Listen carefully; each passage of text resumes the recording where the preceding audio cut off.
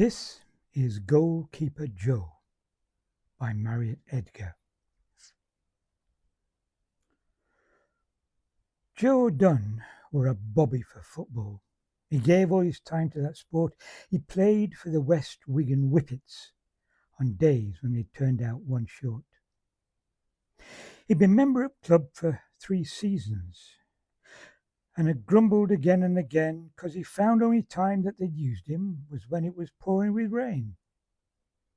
He felt as his talents were wasted, when each week his job seemed to be not but minding the clothes for the others and chucking clods at referee. So next time selection committee came round to ask him for his sub, he told them if they didn't play him, he'd transfer to some other club.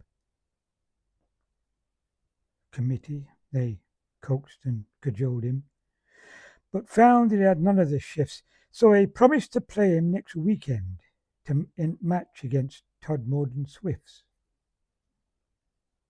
The match was a plum of the season, an annual fixture it stood, were reckoned as good as a cup tie, by then as like plenty of blood. The day of the match dawned in splendour, a beautiful morning it were, with fog drifting up from the brick fields and a drizzle of rain in the air.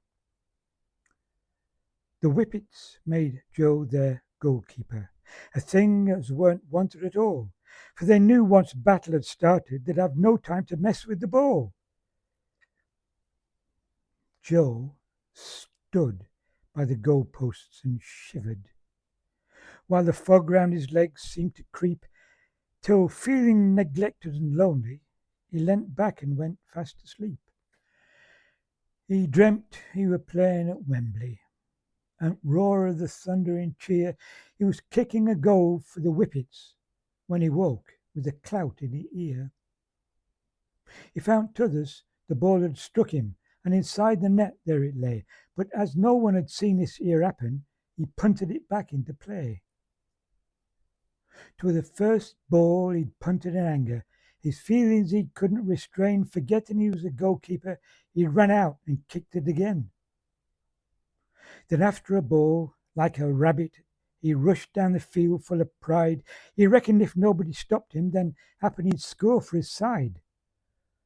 Halfway down he bumped into his captain, who weren't going to let him go by, but Joe, like Horatio Nelson, put a fist to the captain's blind eye. On he went till the goal lay before him, then stopping to get himself set, he steadied the ball and then kicked it and landed right in the net. The fog seemed to lift at that moment, and all eyes were turned on the lad. The Whippets seemed kind of dumbfounded, while the Swifts started to cheer like mad.